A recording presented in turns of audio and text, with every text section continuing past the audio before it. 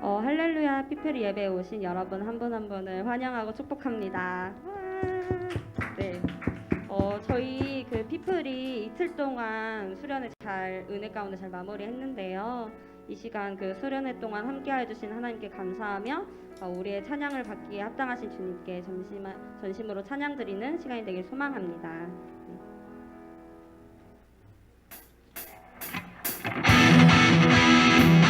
우리에게 허락하신 주님의 그 사랑과 소망 되신 주님을 찬양하기 원합니다. 할렐루야. 네.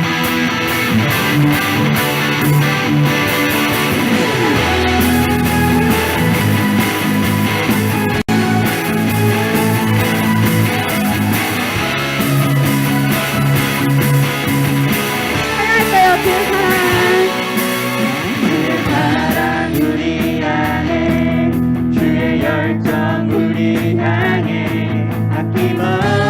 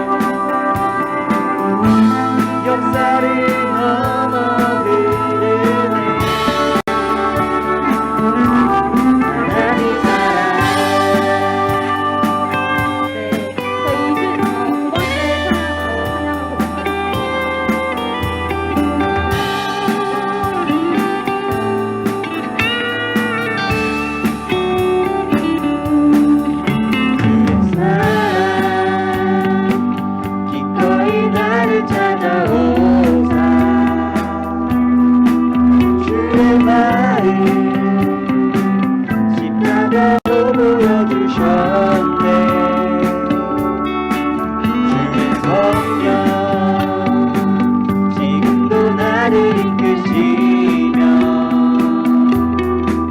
주의 은혜 날마다 채워주시네.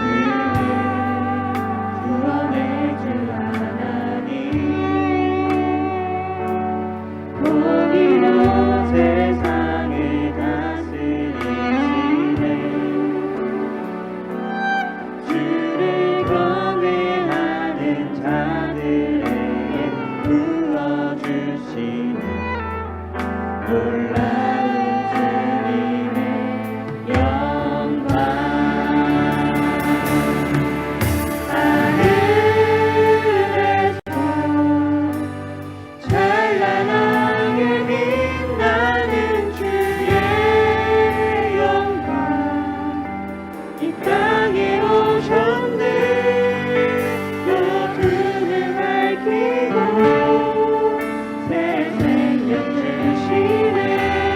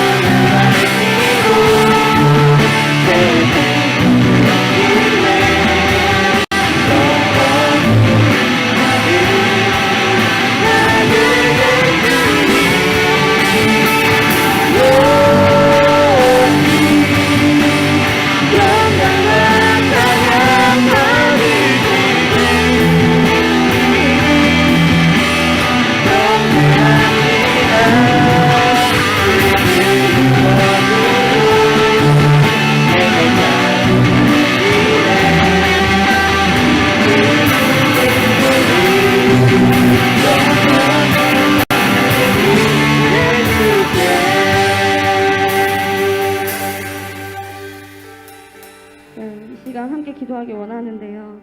저희가 이렇게 예배할 수 있음도, 이렇게 찬양하며 하나님의 이름을 부를 수 있음도 모두 하나님께서 예수 그리스도를 믿는 믿음을 저에게 허락하셨기에 가능함을 고백하며, 그 길이요 진리 되신 예수 그리스도 성자 하나님을 오늘 예배 가운데 되새기길 원한다고 기도하길 원합니다. 기도하겠습니다.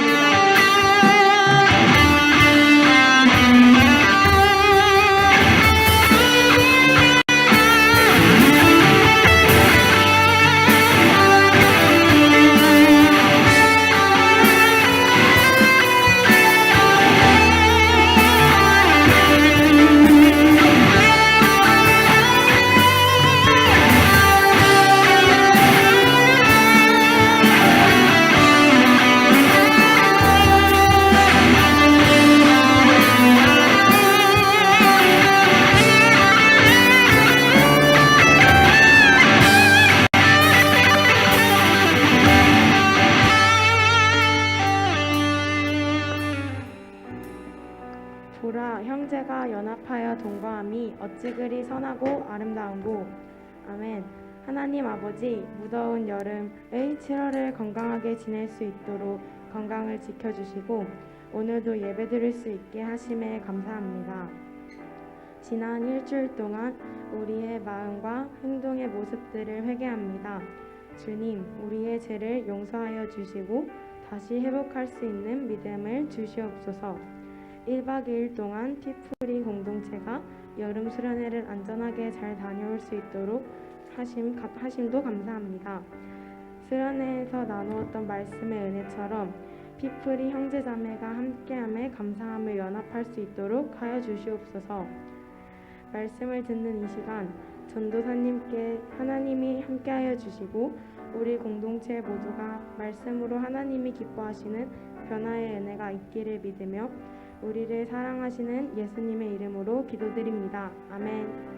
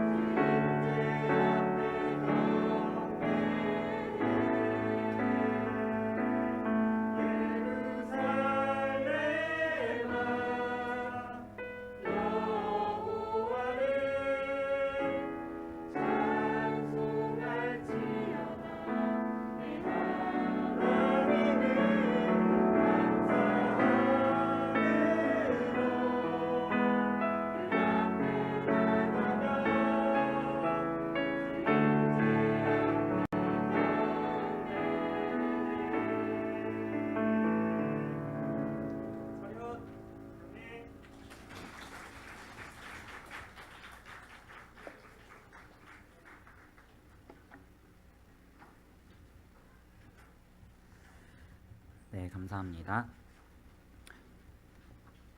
네, 오늘 함께 살펴볼 하나님의 말씀은 사도행전 10장입니다. 사도행전 10장인데요. 우리 너무 길기 때문에 9절에서 16절 그리고 44절에서 48절까지만 같이 읽도록 하겠습니다. 사도행전 10장 본문인데요. 9절에서 16절 그리고 44절에서 48절까지만 같이 합독하도록 하겠습니다. 네, 다 찾으신 줄로 믿고 같이 읽도록 하겠습니다. 시작. 이튿날 그들이 길을 가다가 그 성에 가까이 갔을 그때 베드로가 기도하려고 지붕에 올라가니 그 시각은 제6시더라. 그가 시장하여 먹고자 하매 사람들이 준비할 때에 황홀한 중에 하늘이 열리며 한 그릇이 내려오는 것을 보니 큰 보자기 같고 내 귀를 메어 땅에 들이었더라. 그 안에는 땅에 있는 각종 네 발 가진 짐승과 기는 것과 공중에 나는 것들이 있더라. 또 소리가 있으되 베드로야 일어나 잡아먹으라 하거늘 베드로가 이르되 주여 그럴 수 없나이다. 속되고 깨끗하지 아니한 것을 내가 결코 먹지 아니하였나이다 한데 또 두 번째 소리가 있으되 하나님께서 깨끗하게 하신 것을 내가 속되다 하지 말라 하더라. 이런 일이 3번 있은 후 그 그릇이 곧 하늘로 올려져 가니라. 44절부터 48절까지 읽도록 하겠습니다. 시작. 베드로가 이 말을 할 때에 성령이 말씀 듣는 모든 사람에게 내려오시니 베드로와 함께 온 할례 받은 신자들이 이방인들에게도 성령 부어 주심으로 말미암아 놀라니 이는 방언을 말하며 하나님 높임을 들음이러라.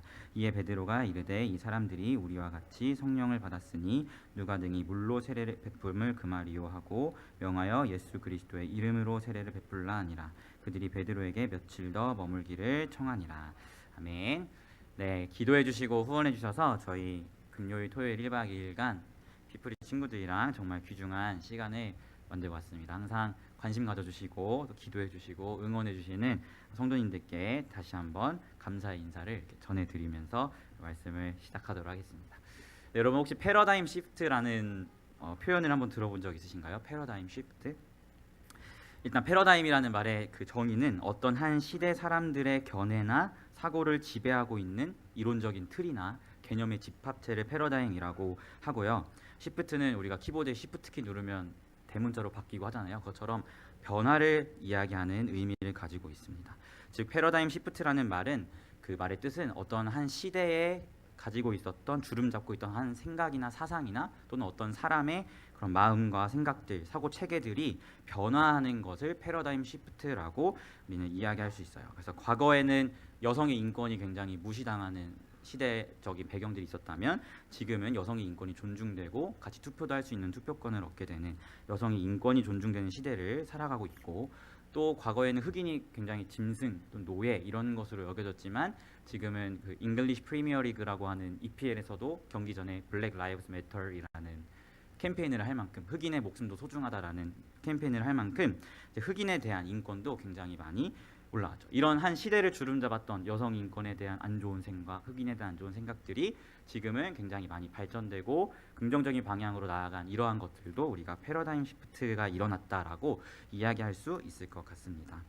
피프리 공동체는 계속해서 이제 예배 시간에 사도행전 말씀을 함께 나누고 있는데요. 특별히 오늘 우리가 함께 읽은 이 사도행전 10장은 아주 중요한 패러다임 시프트를 보여주고 있음을 우리가 말씀을 통해서 확인하게 됩니다. 그리고 특별히 이 패러다임 시프트를 주도하는 분이 사람이 아니라 바로 하나님으로서 나타나고 있다는 것을 우리가 말씀을 통해서 보게 됩니다. 자, 그렇다면 우리가 먼저는 오늘 말씀을 살펴보기에 앞서서 이 패러다임 시프트라면 새로운 관점이 이렇게 생겨났다면 그 이전의 관점이 있을 거 아니에요? 그 이전의 관점을 먼저 살펴보았으면 좋겠는데 특별히 이제 말씀에 등장하는 베드로라는 인물이 유대인이기 때문에 그가 유대인으로서 가지고 있었던 그런 과거의 구약적인 패러다임을 먼저는 같이 살펴보았으면 좋겠습니다. 유대인들이 가지고 있었던 패러다임은 잘 아시겠지만 바로 선민 사상이라고 우리가 이야기할 수 있을 것 같아요. 하나님께서 우리를 선택하셨다라는 그런 개념이죠. 그리고 이러한 그들의 이런 생각과 개념은 아브라함과 맺으신 하나님의 그 언약에서부터 출발한다고 우리는 볼 수 있을 것 같아요. 그래서 창세기 15장 말씀을 보면 하나님께서 아브라함에게 약속하시기를 내가 하늘의 별과 같은 바다의 모래알과 같은 자손을 너에게 주겠다라고 약속하시면서 아브라함을 선택하여 불러내시고 그에게 약속을 주시고 약속의 아들인 이삭을 주셨죠. 그리고 하나님께서는 그 이삭을 통해서 야곱을 주시고 야곱을 통해 12아들을 주시고 12아들을 통해서 우리가 알고 있는 12지파 바로 이스라엘이 형성되었음을 우리가 보게 됩니다. 유대인들은 이러한 약속 위에서 자신들만이 하나님께 택함 받은 백성이라고 자부했어요. 근데 이것은 어떻게 보면 반은 맞고 반은 틀린 말인데요. 우리가 사도행전 7장을 보면 스데반 집사가 순교하기 직전에 행했던 그 변론을 통해서 피프리 친구들과 하나님의 구원에 관한 언약을 같이 살펴보았었는데, 그때 우리가 이야기했듯이 아브라함과 맺으신 그 하나님의 언약, 하늘의 별과 같은 바다의 모래알과 같은 이 언약은 하나님께서 택하신 교회, 다른 말로 세상을 창조하시기 전에 삼위일체 하나님이 구원하시겠다고 선택하신 백성들을 의미하는 것이다라고 우리가 살펴봤습니다. 그렇기 때문에 이 유대인들이 가지고 있었던 이 선민 사상은 구약 시대 안에서는 맞는 말이지만 신약 시대로 넘어오면서는 틀린 말이 되는 것이죠. 왜냐하면 구약 시대에서는 하나님의 교회가 택함 받은 백성 이스라엘로 비춰지고 있고, 예수 그리스도께서 십자가에 죽으시고 부활하신 그 신약 시대로 넘어온 이후에는 하늘의 별과 같은 바다의 모래알과 같은 이 자손의 개념은 이스라엘을 뛰어넘어서 창세 전에 하나님이 구원하시기로 작정하신 그 택함 받은 성도들을 이야기하고 있기 때문에 신약 시대인 이 시점에서 유대인들이 오직 우리만이 택함 받은 백성이야라고 이야기하는 것은 구약적인 관점에서는 맞다고 이야기할 수 있지만 신약을 살아가는 이 시점에서는 옳지 못하다라고 우리가 이야기할 수 있습니다. 유대인들은 예수님께서 십자가에 죽으시고 부활하셨음에도 불구하고 이러한 구약적인 패러다임에서 벗어나지 못했어요. 그리고 심지어는 이러한 패러다임에서 벗어나지 못한 게 그냥 유대인들뿐만 아니라 예수님의 수제자라고 불리었던 사도 베드로조차도 이러한 패러다임에서 벗어나지 못했습니다.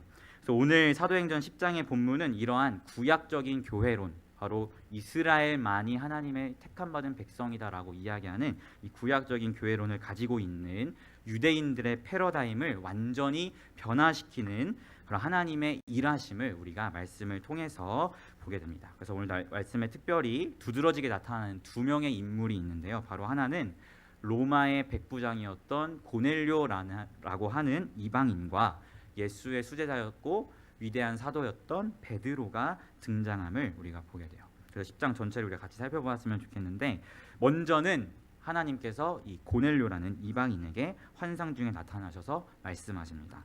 뭐라고 말씀하시냐 보니까 지금 당장 욥바에 사람을 보내 베드로라는 시몬을 데리고 와라 라고 하나님께서 환상 중에 고넬료에게 말씀하시죠. 그래서 고넬료는 그 말씀에 따라서 자신의 사람을 욥바에 있는 베드로에게 보냅니다. 그리고 나서 그 다음 날 이번에 하나님께서는 유대인이었던 사도 베드로에게 한 환상을 보여주시는데, 우리가 함께 읽었던 본문이 바로 그 말씀이에요. 그 11절 말씀을 보니까 하늘이 열리며 한 그릇이 내려오는데 그 안에는 각종 네 발 가진 짐승과 기는 것 그리고 공중에 나는 것들이 있었다라고 성경이 기록하고 있습니다. 여기서 말하는 이 네 발 달린 짐승 그리고 기는 것 그리고 공중에 나는 것, 이것은 흔히 이 동물을 세 가지 분류로 이야기할 때 쓰는 표현이 이 세 가지 표현이에요.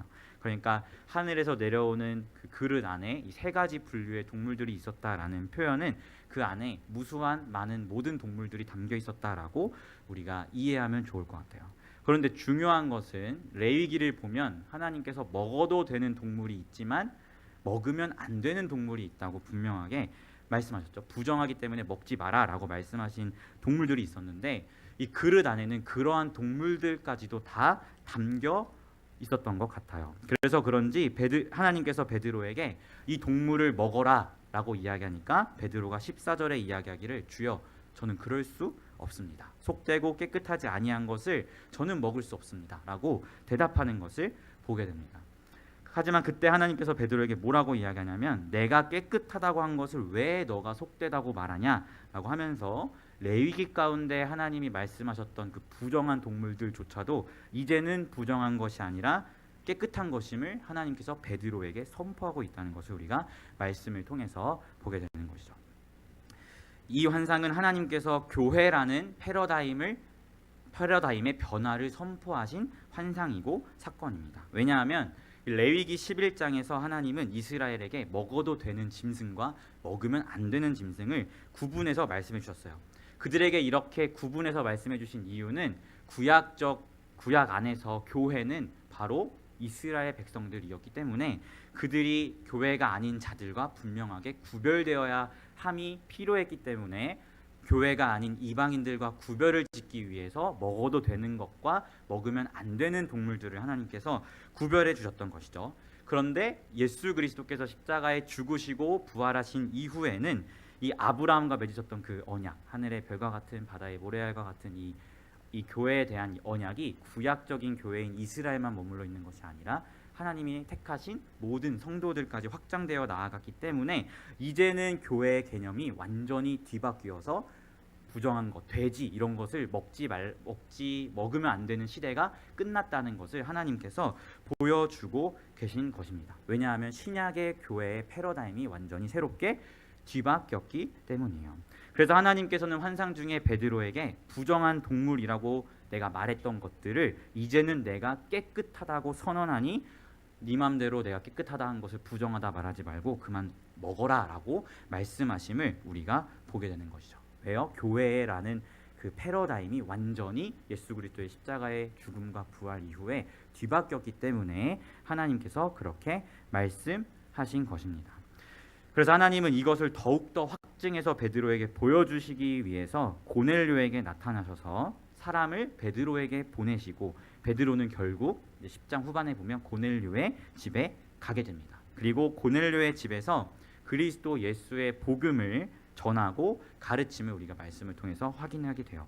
그리고 나서 우리가 함께 읽은 44절을 보니까 베드로가 복음을 전할 때 성령이 말씀 듣는 모든 사람에게 내려오시니 라고 성경이 이야기하면서 성령이 고넬료의 집에 있었던 이방인들에게까지도 임하였음을 확실하게 성경이 선언하고 있음을 보게 됩니다. 그리고 이것을 베드로 역시도 보게 되었죠. 그러면서 그가 가지고 있었던 구약적인 교회관에 대한 완전한 이 패러다임이 완전히 뒤바뀌게 되었음을 우리가 말씀에서 확인하게 됩니다. 한번 47절, 48절 말씀을 같이 읽어보았으면 좋겠어요. 47절, 48절 말씀 같이 합독하도록 하겠습니다. 시작.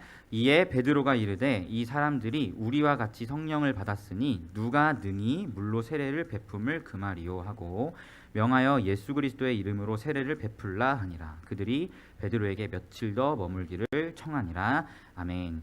이처럼 베드로의 교회에 관한 패러다임이 이 구약의 교회, 오직 우리 이스라엘만이 하나님이 택하신 자들이야 라고 생각했던 그 구약적 교회에 머물러 있었던 그 패러다임이 이제는 완전히 신약적인 패러다임으로 뒤바뀌었음을 우리가 보게 됩니다. 즉 바로 이것이 이방인의 구원이 선포되고 이방인을 향한 하나님의 은혜가 열렸음을 보여주고 있는 것이죠. 사랑하는 성도 여러분, 우리는 신약의 교회입니다. 그리고 우리는 유대인이 아니라 이방인이죠.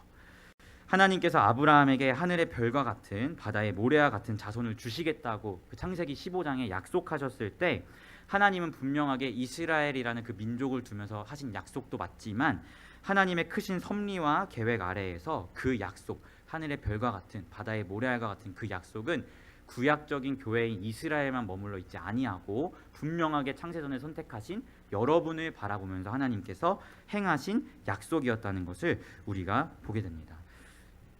그리고 하나님께서는 이 구약에서 신약으로 넘어오면서 예수 그리스도의 십자가의 죽음과 부활이라는 이 사건 이후에 여전히 변하지 않았던 유대인 안에서의 그 구약적인 패러다임을 완전히 신약적 패러다임으로 뒤바꾸면서 저와 여러분과 같은 이방인들을 향한 하나님의 크신 섭리와 계획하심이 실현되고 실행될 시대가 열렸음을 분명하게 선포하게 되는 것이죠.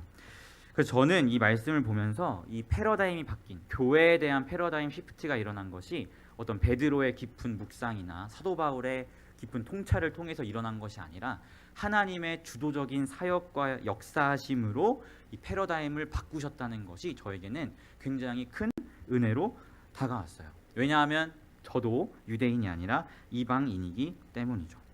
저는 하나님께서 세상을 창조하시기 전에 저를 선택하시고 저의 어떠함 때문이 아니라 그저 하나님의 기쁘신 뜻에 따라 저를 택하셨다는 것을 믿고 확신합니다.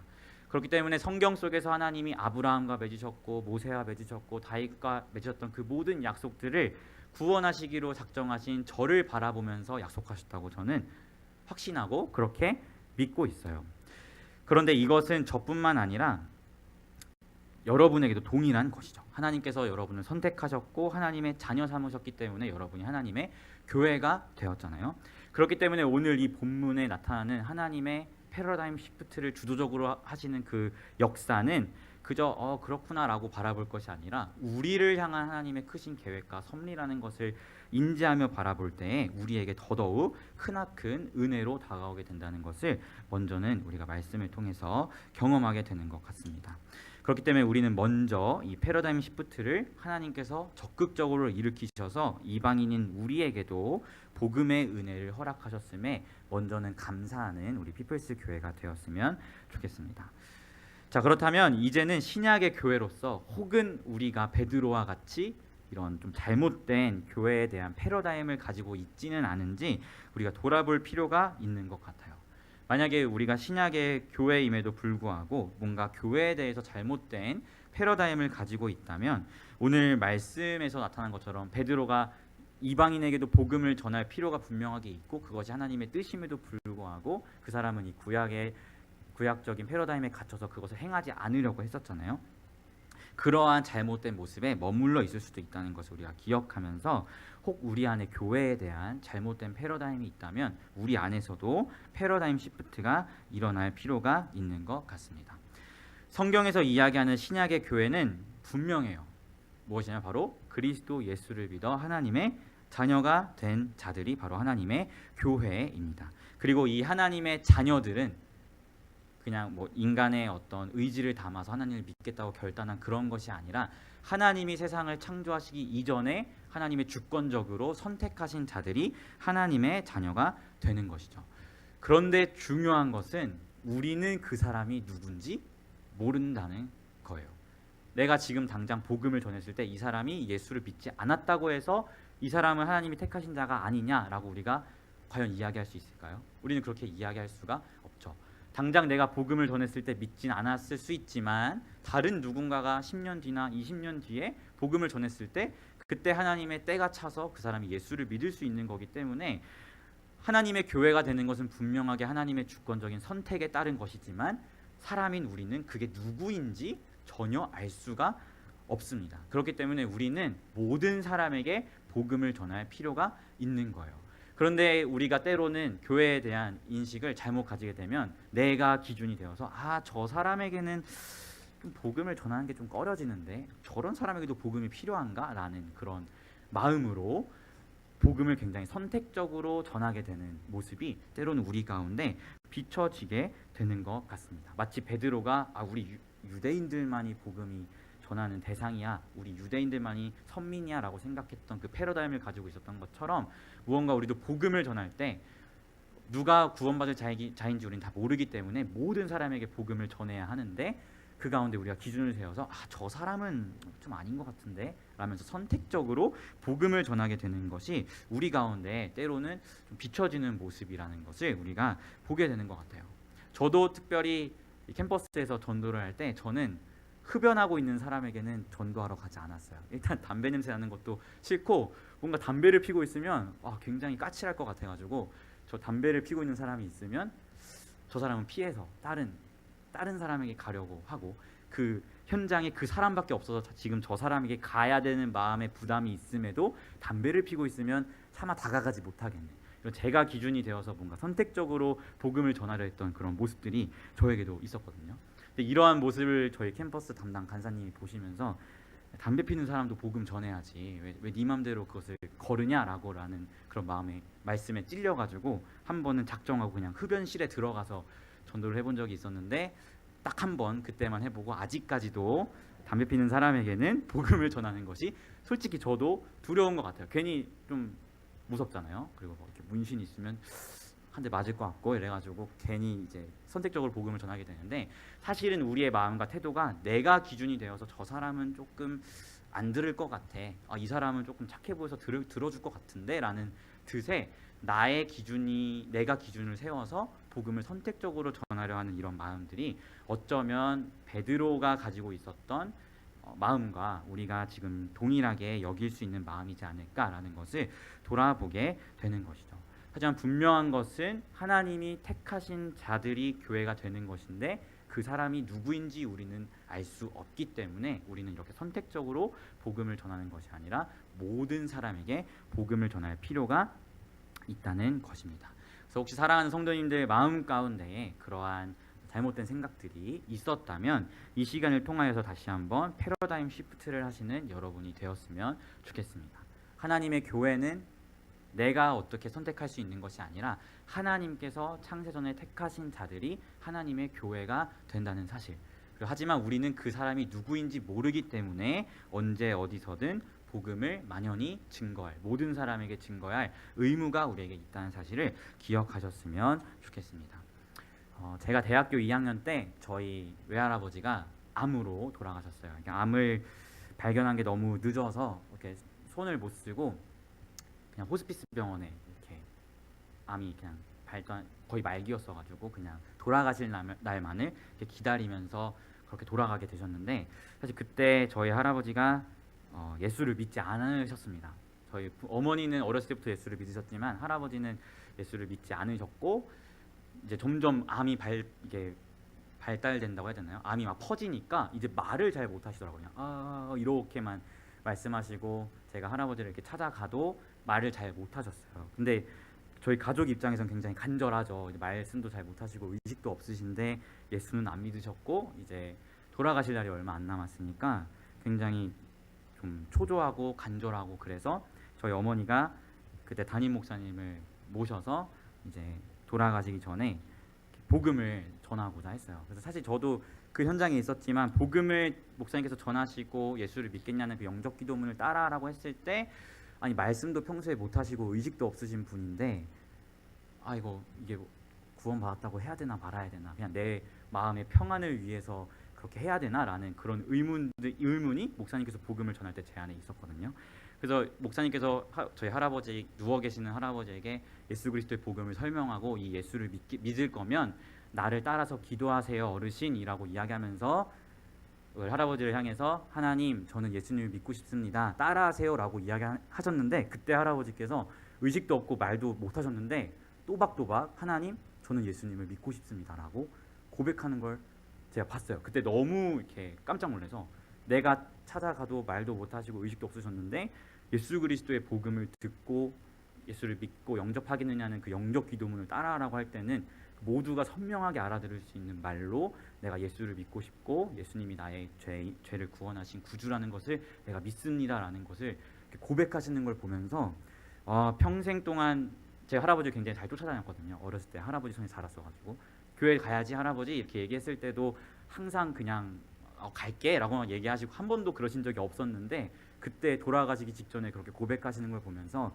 하나님의 때는 진짜 뭐 내가 재단할 수도 없고 알 수도 없는 게 하나님의 때구나, 나는 하나님이 선택하지 않으셨으면 어떡하지 라는 걱정을 했는데 돌아가시기 직전에 그렇게 맑은 정신으로 고백하시고 예수를 믿는다고 선포하고 세례 받으시고 돌아가시는 모습을 보면서 하나님의 역사는 참 알 수가 없다라는 것을 확인하게 되는 경험이었어요. 그래서 저는 우리 모두가 내 마음대로 이거 잣대를 두어서 저 사람은 구원 못 받았을 거야, 저 사람은 구원 받았을 거야 라면서 선택적으로 복음을 전하는 것이 아니라 정말 모든 사람에게 적극적으로 복음을 전하면서 하나님의 때가 아니라면 언젠가 하나님의 때가 있겠지라는 그런 하나님의 주권에 우리의 모든 것을 드리며 예수 그리스도께서 우리에게 말씀하신 모든 민족을 제자 삼으라는 그 마지막 지상 명령에 최선을 다하는 우리 교회가 되었으면 좋겠습니다. 사랑하는 성도 여러분, 하나님께서는 당신의 택하신 모든 자들을 하나님의 교회로 부르셨습니다. 그리고 이것은 완성될 하나님 나라인 완전한 교회를 의미합니다. 이 택하신 자들은 세상을 창조하시기 전부터 하나님의 기쁘신 뜻에 따라 택하신 자들이고 우리는 그렇게 택함 받은 하나님의 교회입니다. 그리고 여전히 택함 받았으나 아직 하나님의 때가 차지 않아서 하나님께 돌아오지 않은 우리가 다 알 수 없는 무수한 하나님의 교회들이 세상 가운데 속하여 있습니다. 그렇기 때문에 우리는 이러한 교회에 대한 패러다임을 가지고 나의 기준을 다 없애고 예수 그리스도의 명령처럼 모든 민족을, 다른 말로 하면 모든 사람을 그리스도의 예수의 제자 삼기 위하여 부단히 애쓰며 나아가야 할 것입니다. 사랑하는 성도 여러분, 먼저는 하나님께 감사합시다. 세상을 창조하기 전부터 나를 택하사 하나님의 교회 삼으심을 감사하였으면 좋겠고, 그리고 이제는 우리 마음 가운데 자리 잡고 있는 내 주관이 세운 교회에 대한 생각을, 이런 패러다임을 다 내려놓고 다시금 모든 사람을 향한 복음의 증인이 되라고 말씀하시는 그런 하나님의 부르심과 명령에 순종하며 나아가기를 소망합니다. 우리가 이러한 패러다임 시프트를 일으키며 나아갈 때에 질타받는 한국교회가 완전히 뒤바뀌고 세계 열방이 주께 돌아오게 되리라고 확신합니다. 이러한 은혜가 우리 피플스 교회 가운데 있기를 예수님의 이름으로 소망합니다. 아멘. 우리 시간 같이 찬양하며 나아가였으면 좋겠습니다. 우리 보소서 주님이라는 찬양 같이 고백하며 나아갈 때, 하나님, 나를 먼저는 교회로 부르심을 감사합니다. 이제는 내가 그 하나님의 마음을 가득 품고 하나님의 마음으로 모든 이들에게 다가가는 주의 신실한 자녀가 되기를 소망한다 고백하며 같이 찬양하도록 하겠습니다.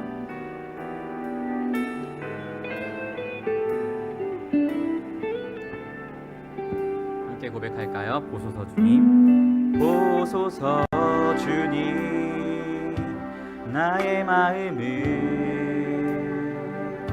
선한 것 하나 없습니다. 그러나 내 모든 것 주께 드립니다. 사랑으로 안으시고 날 새롭게 하소서. 다시 한번 보소서 주님, 나의 마음을 선한 것 하나 없습니다. 그러나 내 모든 것 주께 드립니다. 사랑으로 안으시고 날 새롭게 하소서. 주님 마음 내게 주소서. 내 아버지 주님 마음 내게 주소서. 나를 향하신 주님의 뜻이 이루어지도록 주님 마음 내게 주소서. 주님 마음 내게 주소서. 내 아버지 주님 마음 내게 주소서. 나를 향하신 주님의 뜻이 이루어지도록 주님 마음. 다시 한번 하나님의 마음을 간절히 사모하며 주님 마음 내게 주소서. 내 아버지 주님 마음 내게 주소서. 나를 향하신 주님의 뜻이 이루어지도록 주님 마음 내게 주소서.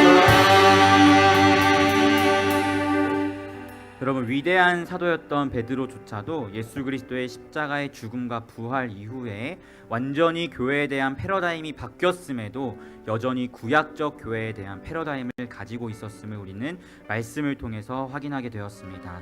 하지만 이러한 모든 패러다임은 하나님께서 베드로에게 환상을 통하여 부정하다 말씀하셨던 짐승까지도 이제는 깨끗하다 선포하심을 통하여서 이제는 구약의 패러다임이 완전히 뒤바뀌었고, 이제 교회는 하나님께서 세상을 창조하시기 전에 선택하신 모든 자들이 하나님의 교회가 되었다는 것을 선언하였음을 우리가 말씀을 통하여 보게 되었습니다. 지금 함께 하나님 앞에 기도하며 나아갈 때 먼저는 감사하며 나아갑시다.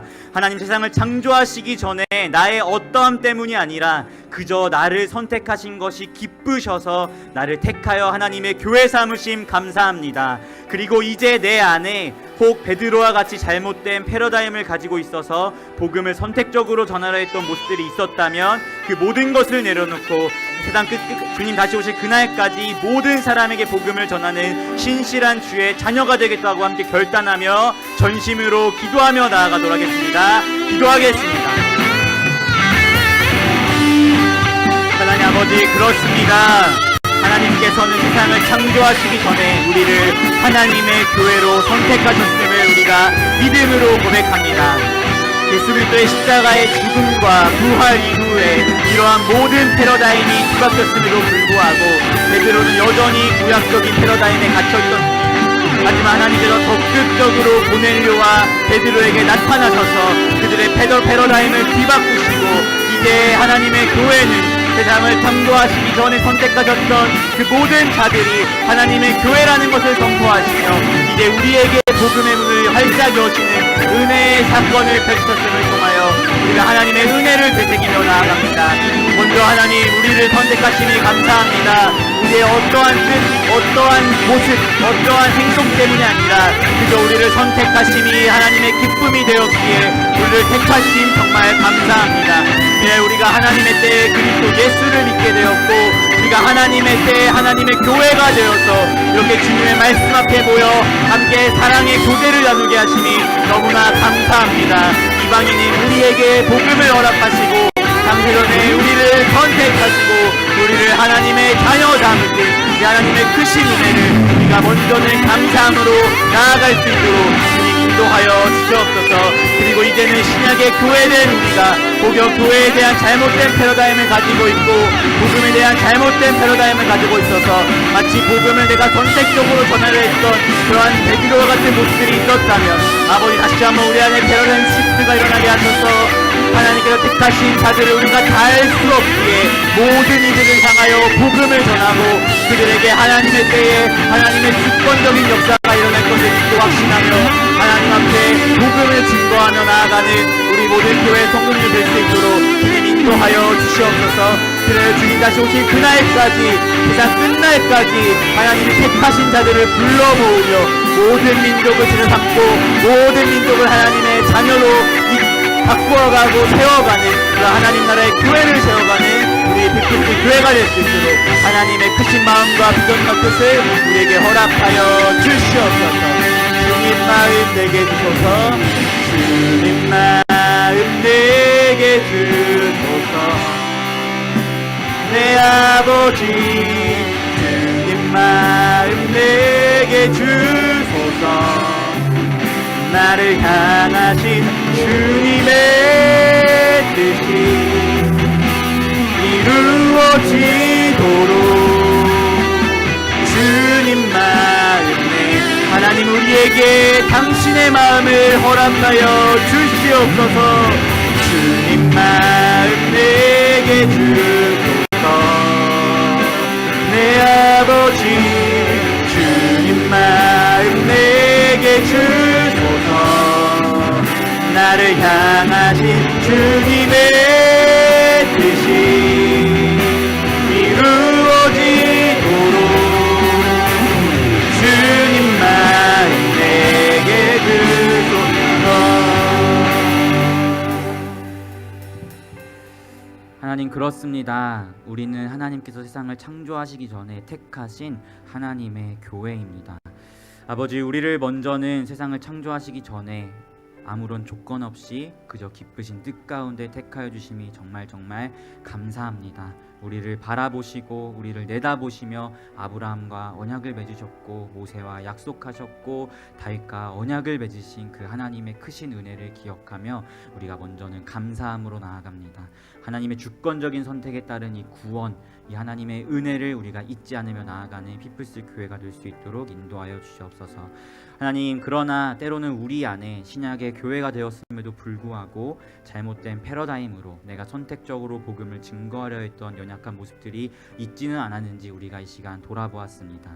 예수 그리스도의 십자가의 죽음과 부활로 인하여 새로운 교회의 패러다임이 펼쳐졌음에도 불구하고 여전히 구약적인 교회의 패러다임에 갇혀 이방인들에게 복음을 전하는 것을 주저하였던 베드로의 모습이 우리의 모습은 아닌지 이 시간 돌아보게 됩니다.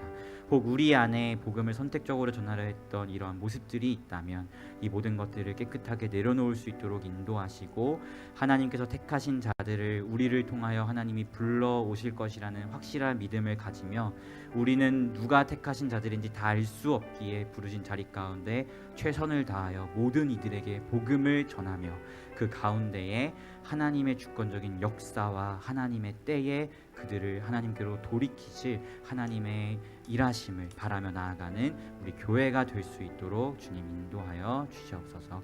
오직 성령의 능력 안에서 오직 예수 그리스도의 이름만을 전하고 모든 결과는 하나님께 맡겨드리는 우리 피플스 교회 성도님들이 되기를 소망합니다. 우리를 신약의 교회로 부르신 하나님, 그리고 우리를 통하여 하나님 나라를 세워가실 하나님을 기대하며 예수님의 이름으로 기도합니다. 아멘. 네, 우리 시간 함께 서로를 축복하며 나아갔으면 좋겠습니다.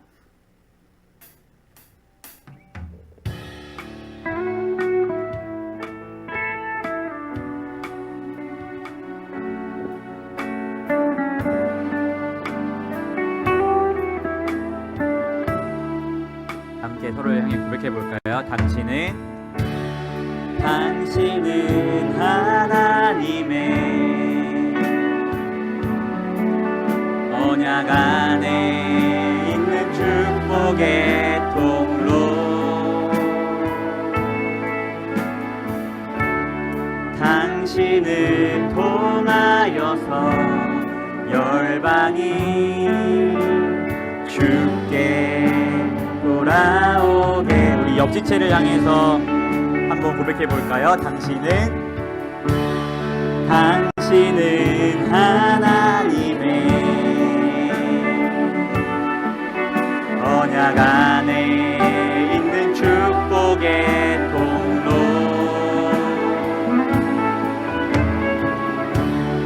당신을 통하여서 열방이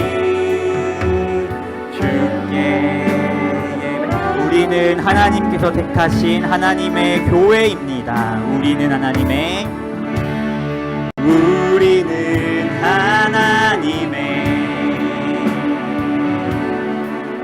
언약 안에 있는 축복의 통로, 우리를 통하여서 열방이